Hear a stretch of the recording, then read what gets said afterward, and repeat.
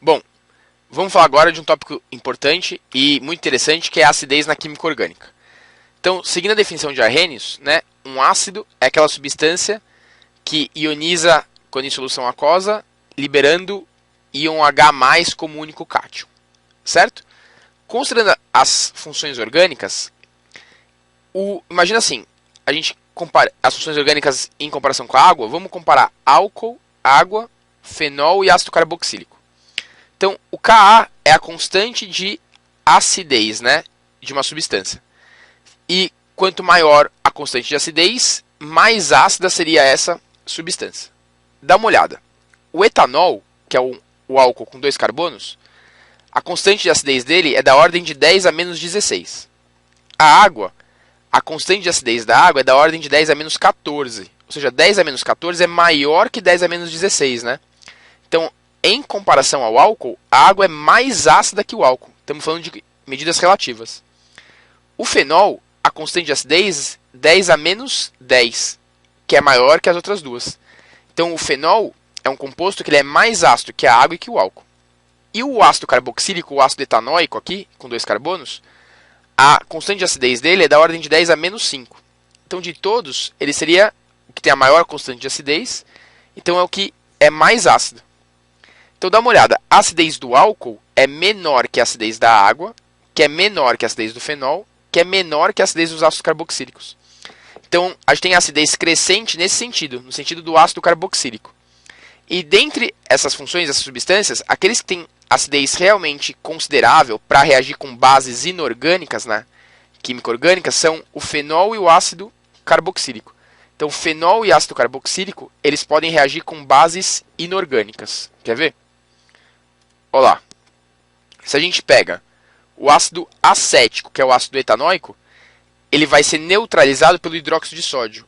O H+, que caracteriza o ácido da ionização do ácido acético, combina com o OH- da base, formando água. E aí, o CH3CO vai dar origem ao ânion acetato, né? Ácido acético. Vai dar origem ao acetato, combinado ao Na+, que viria da base. Então, aqui seria o acetato de sódio ou etanoato de sódio, que é o ácido etanóico. Então, isso aqui é uma reação de neutralização, né?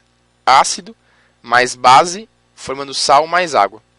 Assim como o ácido carboxílico é neutralizado por uma base inorgânica, o fenol também tem acidez o suficiente para ser neutralizado pela uma base inorgânica, como o hidróxido de sódio. Então, dá uma olhada. O fenol, né, ele dá origem ao ânion, que a gente pode chamar de fenolato ou de fenóxido, certo? Então, o H+ ácido aqui do fenol combina com o OH- da base, formando água. E aí o ânion originado da ionização vai combinar com sódio, dando origem ao fenolato de sódio ou fenóxido de sódio. Então, são essas duas funções, o ácido carboxílico e os fenóis, que têm acidez o suficiente na química orgânica para reagir com bases inorgânicas. São os caras que realmente ionizam consideravelmente, liberando o H+ em solução aquosa. Só que a gente pode comparar também a acidez entre estruturas diferentes de ácidos carboxílicos. Dá uma olhada aqui, ó. Isso aqui é uma coisa legal. Imagina que eu pego o ácido acético, o ácido etanóico. Ó, o Ka, ordem de grandeza dele, 10 a menos 5. Se eu trocar o hidrogênio por um grupo eletronegativo aqui, por um cloro, experimentalmente a gente verifica que a constante de acidez aumenta, vai para 10 a menos 3. Então significa que esse ácido aqui, quando apresenta o cloro substituído, ele é mais ácido que o ácido sem o cloro, sem a substituição. E se eu trocar os outros 2 hidrogênios por mais 2 cloros, a constante de acidez também aumenta. Então, conforme a gente vai trocando os hidrogênios por grupos mais eletronegativos, que têm a maior tendência de puxar elétrons, então vai aumentando a acidez do composto. Mas por que será que isso ocorre, né? Vamos ver. A gente pode explicar esse fenômeno através da eletronegatividade do grupo que foi colocado. Por exemplo, o cloro, por ser mais eletronegativo, ele atrai os elétrons das ligações químicas para si. E aí tem um efeito chamado efeito indutivo, que ele opera através das ligações simples. O cloro atrai os elétrons para si, por consequência, o carbono também vai atrair os elétrons, vai meio que puxando. E aí vai puxar aqui, e aí esse hidrogênio ele vai sair com maior facilidade na forma de H+, aumentando assim a acidez do composto, promovendo a ionização dele com maior facilidade, formando o ânion CH2Cl C dupla O O- mais H+. Percebe? A operação do grupo eletronegativo, por efeito indutivo, puxando os elétrons na sua direção através das ligações simples, chamadas de ligação sigma, facilita a saída do hidrogênio na forma de H+. Então, se a gente colocar um maior número de grupos eletronegativos, esse efeito é amplificado. Porque esses caras vão puxar os elétrons na sua direção e vão amplificar o efeito indutivo. Certo? De modo que o oxigênio acaba puxando o elétron na sua direção, facilitando ainda mais a saída do H+. Por isso que com a presença de 3 cloros, o ácido é mais forte. A constante de ionização, aqui seria CCl3, né? Certo? Então, legal. Já dei uma corrigida aqui na estrutura, né? Para dar uma facilitada aqui. Então, CCl3, C dupla O, O menos H+. Então, o maior número de grupos eletronegativos facilita a saída do H+. Por isso que a constante de ionização desse cara aqui era da ordem de 10 a menos 3. Isso aqui é mais ácido. O H+ sair com maior facilidade, a constante de ionização é da ordem de 10 a menos 1. Bacana? Vamos ver mais um caso interessante aqui? Imagina que eu tenho vários grupamentos aqui, várias cadeias com o mesmo número de átomos de carbono. Então aqui, 6 átomos de carbono. Em vez de eu variar a quantidade de grupos eletronegativos, eu mudo a posição. Então eu ponho um flúor aqui na ponta, ponho um flúor aqui no meio, e ponho um flúor aqui mais próximo do ácido do grupo carboxila. Qual desses três, né? 1, 2 ou 3, você acha que é um ácido mais forte, que ioniza mais facilmente? Então, o ácido mais forte é o ácido 3. Como o flúor está mais próximo da carboxila, o efeito indutivo é mais intenso. Então, esse H+ aqui ele sai mais facilmente. Então, esse aqui é o mais ácido dos três. Aqui, o flúor está longe da carboxila.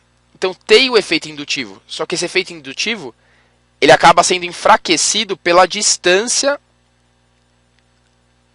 até a carboxila. Então, vai sair na forma de H+. Mas dos três, esse aqui ele é o menos ácido. Ele é o mais fraco, né?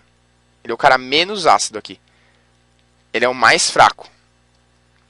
E na posição intermediária, aqui, não no meio, na metade do número de carbonos, não é isso? Intermediária entre esses dois, que eu considerei. Como está numa distância intermediária, o efeito indutivo não vai ser nem tão fraco como no primeiro caso, nem tão forte como no terceiro. Então aqui seria intermediário na saída do H+. Então o efeito indutivo ele opera tanto pelo número de grupos eletronegativos, como a gente viu, tanto pela posição desses grupos. Certo?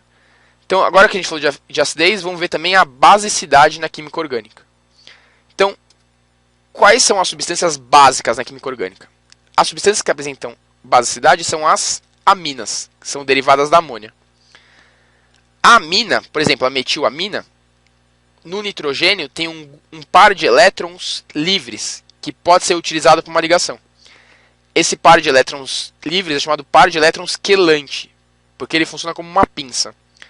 Uma pinça para quê? Uma pinça para capturar H+, caracterizando assim a basicidade das aminas, porque elas reagem e capturam H+. Essa aqui não é a metilamina. O nome do cátion correspondente, quando captura o H+, é chamada de metilamônio. Certo? Quer ver? Vamos ver mais alguns casos aqui para você entender. Então as aminas, elas podem reagir com ácidos. Então, olha lá. O par de elétrons livres aqui captura o H+ que vai vir do ácido, formando aqui o cloreto de metilamônio. Então, ela também é uma base frente à água, porque ela pode pegar aqui um H+ da água. Imagina aqui que seja HOH, H+ ou H-. Ela fornece o par de elétrons para o H+ da água. Então aqui formaria o metilamônio, formando ainda o H-, caracterizando a basicidade também. Esse tipo de processo lembra a amônia, não é isso? Que a amônia é uma base, que ela pode também capturar, como se fosse o H+ da água aqui, através desse par de elétrons livres, o par de elétrons quelante, formando o amônio, né? NH4+, OH-. Eu posso imaginar assim que o nitrogênio está fornecendo o par de elétrons, capturando, igual eu tinha indicado para vocês. Ou a gente pode imaginar que o H+ é transferido para o nitrogênio, certo? Aí eu colocaria uma setinha, né, no sentido contrário, se eu estivesse mostrando a transferência do H+. Mas aqui eu estou mostrando o par de elétrons quelante capturando o H+, que é positivo. E, por último, a gente tem os aminoácidos, né? Os aminoácidos têm essa estrutura geral. É chamado de aminoácido porque tem um grupo carboxila, que atua como ácido carboxílico. E tem o grupo amino, né? A função é amina, mas o grupo NH2 recebe o nome de amino. Então eles são aminoácidos. Os aminoácidos têm o grupo ácido e tem o grupo básico. Então eles são chamados de anfóteros. Anfótero é quem apresenta característica ácido e base. Então o aminoácido pode reagir tanto com um ácido, e aí nesse caso, reagindo com ácido, o nitrogênio captura o H+ do ácido, ficando de NH2 fica NH3+. Ou o aminoácido pode reagir com as bases, nesse caso é o grupamento ácido que vai reagir com a base,